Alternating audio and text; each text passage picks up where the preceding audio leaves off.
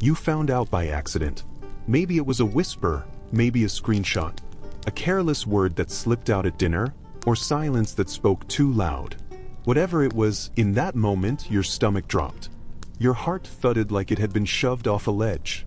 Someone close, someone you trusted, had betrayed you. You didn't scream. You didn't punch a wall.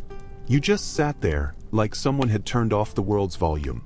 And maybe even then, a small part of you wondered, what now? What does a person do with this kind of pain? Marcus Aurelius once wrote, "If someone can prove me wrong and show me my mistake, I will gladly change." But he wasn't talking about betrayal, right? Not the kind that knocks the wind out of you.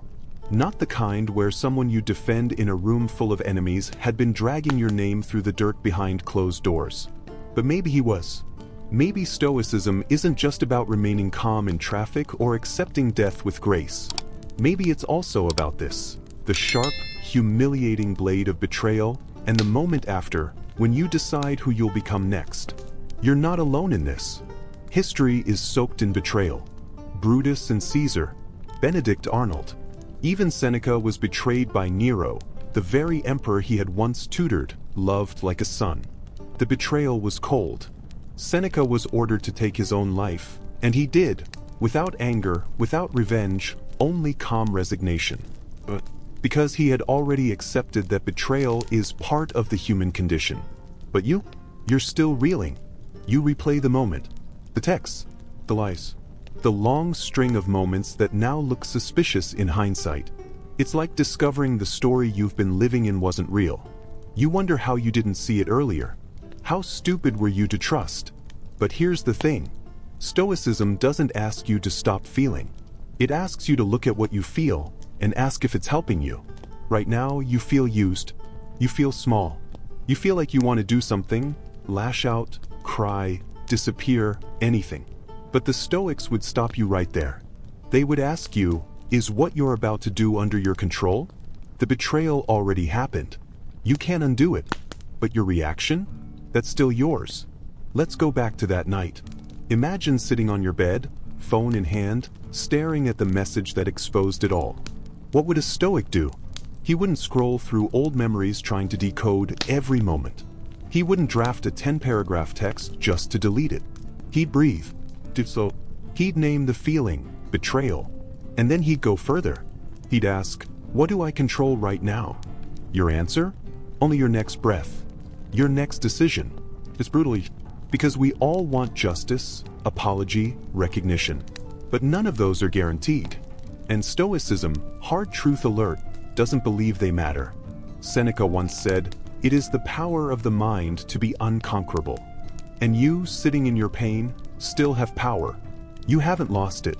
It's just been buried under shock and anger. But you can dig it out.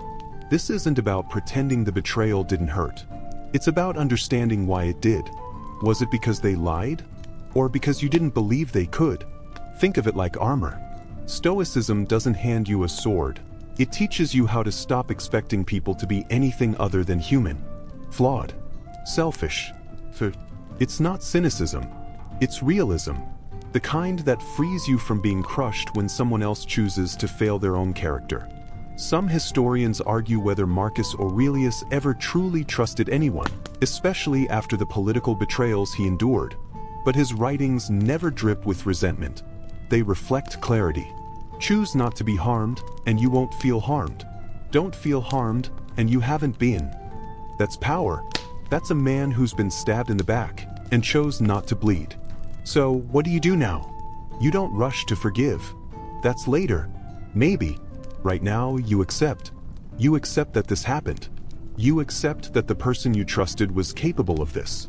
And you accept that this isn't the end of your story. You stand up, not because you're over it, but because you won't be owned by it. Remember when you first heard the phrase, emotional intelligence? This is what it means. Knowing your storm without sinking in it. Knowing that the knife they used isn't in your back anymore. It's in your hand. And you get to decide whether you'll carry it around forever, or set it down and walk forward. Because there's something else Stoicism wants you to remember. They betrayed you. But you don't have to betray yourself. You wake up the next day, and it hits you again. That pit in your stomach. That little jolt of memory like a slap in the face. You're still here and they're still gone, or worse, still pretending nothing happened. The betrayal didn't disappear overnight, and neither did the ache. But now comes the hardest part, living with it. Because it's not just the betrayal that hurts, it's the aftermath.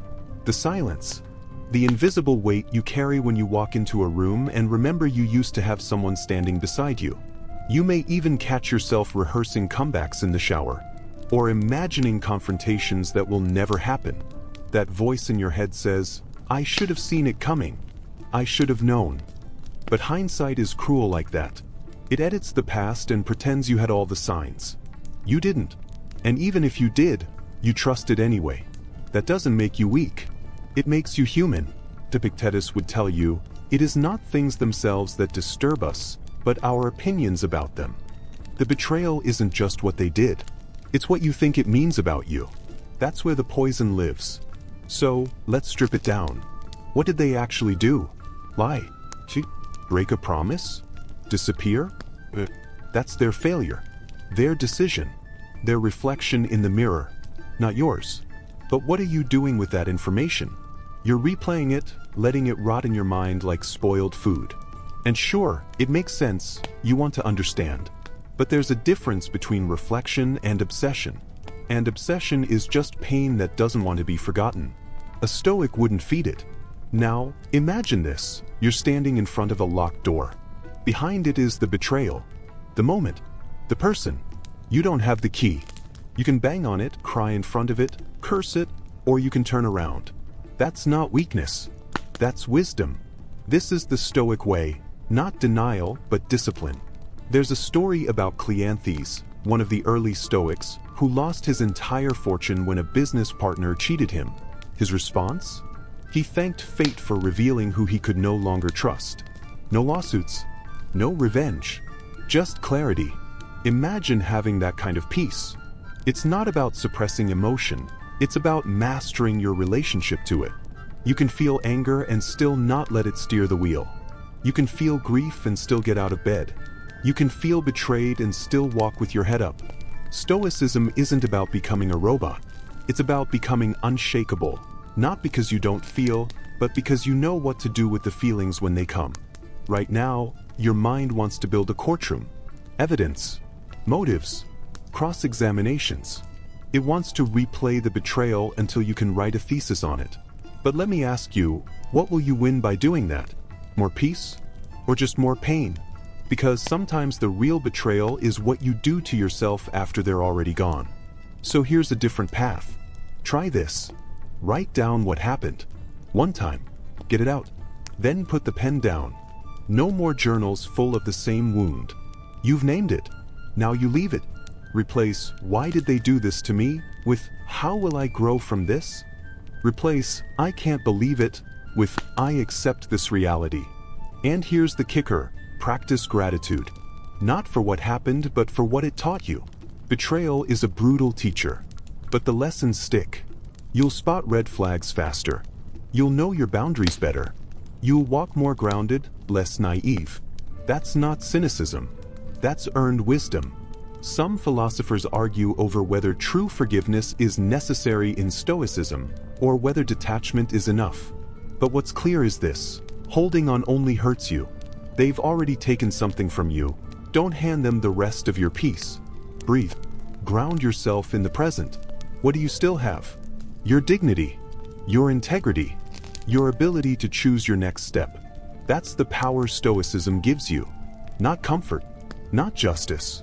But choice. Even now, when your heart is cracked, you can choose how you walk forward. Maybe today you won't check their profile. Maybe today you won't tell the story again. Maybe today you'll look in the mirror and say, "They don't define me." Because they don't. And you, battered, wiser, breathing deep, are still here. Not just surviving. Learning. You start to notice the little things. The way your voice tightens when someone brings up their name. How your body tenses at certain places, certain songs, even scents. There's a phantom weight now, like your emotional muscles are constantly clenching, trying not to let anything else in or out. That's the sting of betrayal's second life. The echo. It lingers even when the person is gone. And the worst part? You begin to doubt yourself more than you doubt them. How did I let this happen?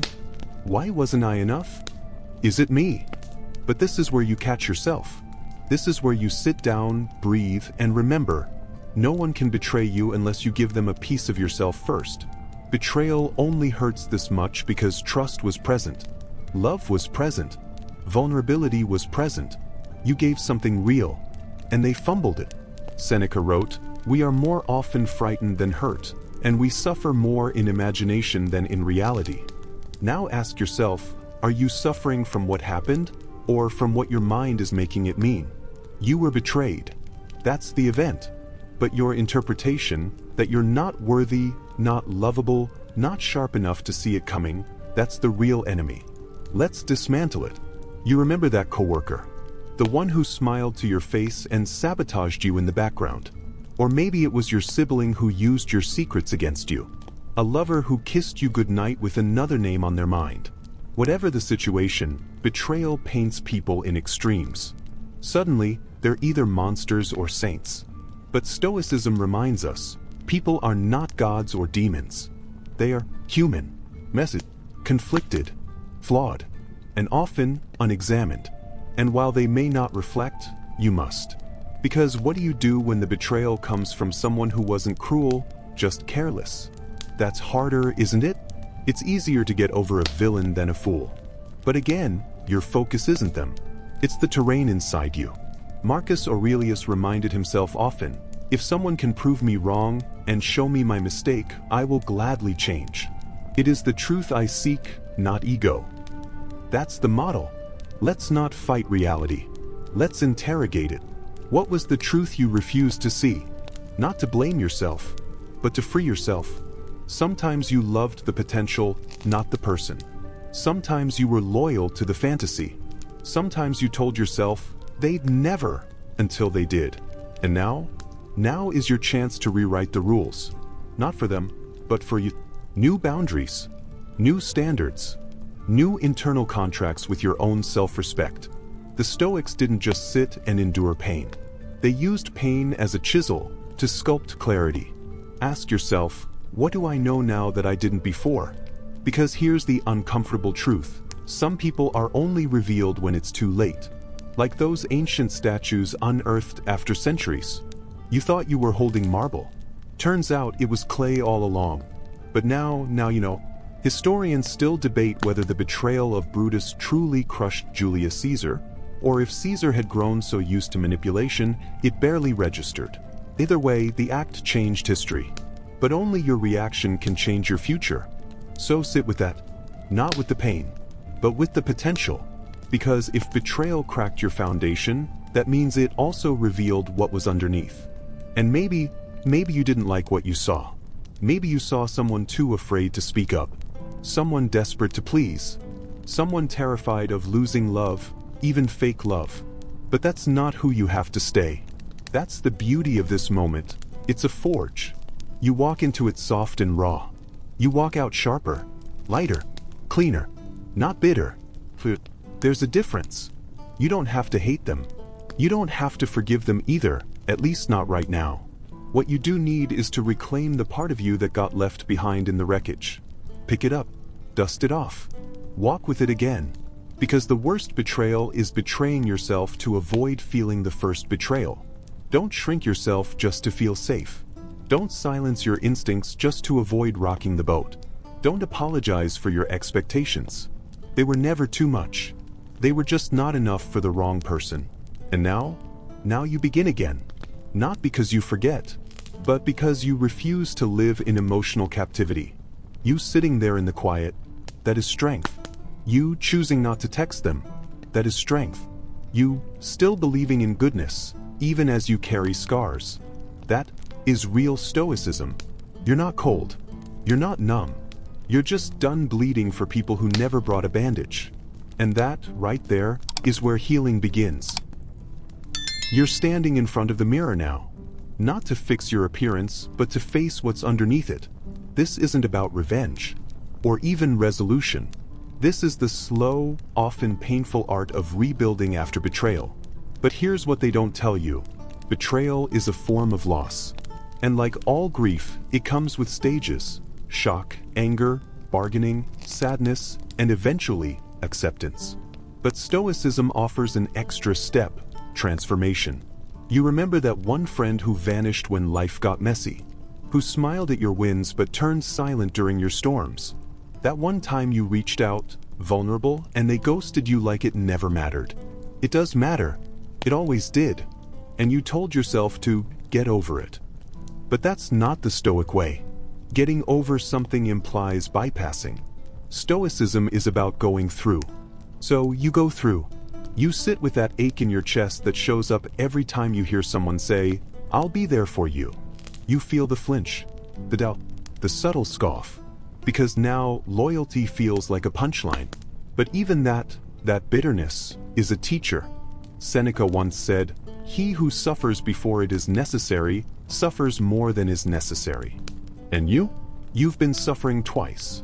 Once from the act, and again from the story you've been repeating. The story that says trust is dangerous. That closeness is weakness. That vulnerability will always be punished. But what if that story is wrong? What if the betrayal didn't mean you were naive, but that you were brave enough to risk feeling? Let's argue it. Because some scholars have long debated whether Stoics really felt emotions or merely suppressed them. But the truth is richer. Stoicism doesn't reject emotion, it refines it. Like fire to metal. That's your task now. Take the raw feeling and temper it.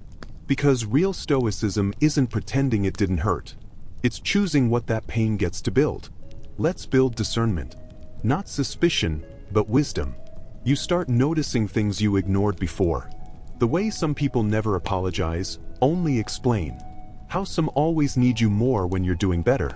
The micro-betrayals. The slow drips of disrespect. Now you catch them early. You don't need a breakdown to validate your instincts. You trust the quiet signals. That inner recoil. That tightening in your gut. You learn to walk away, not in rage, but in rhythm with yourself. And what about when the betrayer wants back in? Because that always happens, doesn't it? They come back. With the "I miss you." The "I didn't mean it like that." The "Can we just talk?" And you remember everything. But this time, you don't spiral. You pause. Because you're no longer hungry for closure. You're full on clarity. Epictetus said, "It's not what happens to you, but how you react to it that matters." And this time, your reaction is different. You don't attack. You don't beg. You don't play detective. You simply observe. Because now you understand, not every fire needs to be fought. Some are better left to burn out on their own. And you've become the kindling that no longer catches. Your peace is no longer negotiable. But this peace isn't passive. It's active. It requires discipline. The discipline to not stalk their profiles. To not relive the betrayal in your mind on repeat. To not let a single chapter define the whole book of your life. That's the new rule. Your story doesn't end with their failure. It begins with your response to it. And look at you. You're softer in the right places. Tougher where it counts. You don't smile as easily maybe, but when you do, it's real. It's earned. Because now you know what loyalty looks like. You've seen its absence. And from that emptiness, you've carved out something solid. You don't hate them. You've just released them from your future. And as the Stoics teach, everything is borrowed. Even the people we think are permanent. So when they go, we don't collapse. We don't cling. We simply bow to reality and continue walking. Not harder, not colder, just clear. That is how you face betrayal the Stoic way. Not by closing your heart, but by making it fireproof. It's late. You're alone. But this time, solitude feels different. Not like abandonment, but like alignment. You're no longer haunted by what they did. You're fascinated by what you've become because of it. The world tells you to move on. But Stoicism whispers something deeper: move inward. You remember when your first instinct was always to fix things. Mend the relationship. Explain yourself. Apologize for being hurt. Do you see now how exhausting that was? And for what? To keep broken bridges standing with your bare hands? To buy peace with pieces of your self-worth? No more. You've learned the art of emotional boundaries. Not the cold walls of avoidance, but the warm fences of discernment. You still feel deeply, but now you choose who gets access to that depth. And here's the Stoic twist. Betrayal doesn't just reveal others, it reveals you. Your attachment, your expectations, your illusions about permanence. Marcus Aurelius wrote, "When you arise in the morning, think of what a privilege it is to be alive, to think, to enjoy, to love." And loving is still a privilege, even if someone once used it as a weapon. But love, real love, is not foolishness. So, what do you do with all that leftover tenderness? You redirect it, not towards proving your worth to those who ignored it, but to the daily rituals of your own care. You pour it into your routines, your small joys, your hard-won boundaries. You stop confusing intensity for intimacy. You stop mistaking attention for affection. You stop auditioning for a seat at tables where you were always the meal. And something incredible happens. The sting fades. Not because time heals all, but because you've stopped picking the scab. You've rewritten the story. And now, you can finally answer the question you avoided. Would you let them back into your life?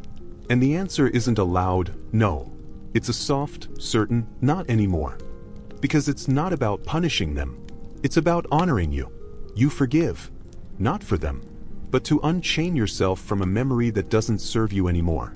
You let go, not because they were right, but because you deserve peace more than you deserve justice. That's hard, but you do it anyway, because you now understand a painful but liberating truth. Sometimes people leave the story so your story can begin, and so you walk, not away from betrayal, but toward your future, because this was never just about them. This was your becoming. The Stoic doesn't rise from betrayal unchanged. They rise with clarity, with compassion, with conviction, not to never trust again, but to trust wiser, love slower, and live fuller. So here you are, not broken, but reassembled, with purpose, not bitter, but awake, and not waiting for closure, because you already gave it to yourself. The silence you once feared, it now sounds like freedom. And when they come up again in your mind, as they always do, you no longer flinch. You nod. You smile. You remember. And then, you move forward. Because life, in all its sharpness and beauty, waits for no one. And neither do you. Wind down, 300 words. So now you sit quietly. The storm has passed, not with lightning, but with a soft, constant rain. The kind that cleanses more than it drenches.